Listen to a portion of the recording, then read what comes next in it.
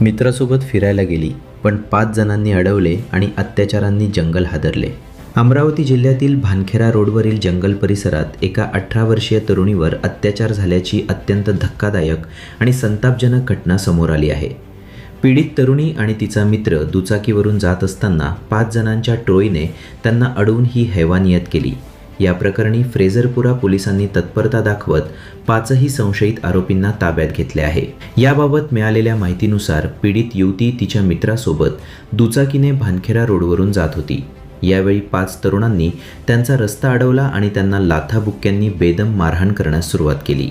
या नराधमांनी केवळ मारहाणच केली नाही, तर पीडितेच्या मित्राच्या खिशातील 120 रुपये जबरदस्तीने काढून घेतले.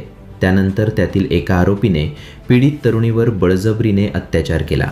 या घटनेमुळे संपूर्ण परिसरात संतापाची लाट उसळली आहे. अत्याचाराच्या या भीषण घटनेनंतर पीडित तरुणीची प्रकृती खालावली होती.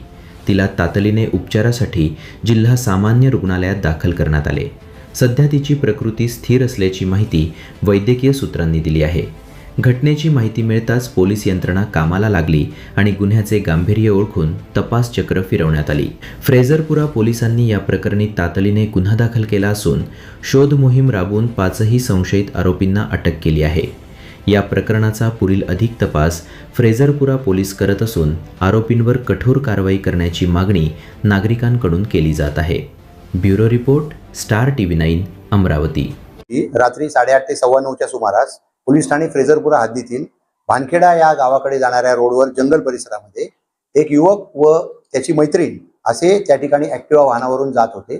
5 लोकांनी त्यांना त्या ठिकाणी अडवले, त्यांना लाथाबुक्क्यांनी मारहाण केली आणि त्यांच्याकडील 120 रुपये काढून घेतले. आणि त्याचबरोबर त्यातील एका आरोपिताने या पीडितेवर लैंगिक शारीरिक अत्याचार केलेले आहेत. याबाबत या अनुषंगाने पोलीस ठाणे फ्रेझरपुरा येथे अपराध क्रमांक 189/26 कलम 70(1), 77, 127(2), 310(2), 351(3) भारतीय न्याय संहितेप्रमाणे गुन्हा दाखल केलेला आहे. सदर गुन्ह्यातील 5ही आरोपितांना पोलीस ठाणे फ्रेझरपुरा, क्राईम ब्रांच आणि इतर सर्व आयुक्तालयातील DB पथके अशा संयुक्त पथक स्थापन करून ताब्यात घेण्यात आलेला आहे. पुढील तपास फ्रेझरपुरा पोलीस ठाण्याचे अधिकारी करत आहेत.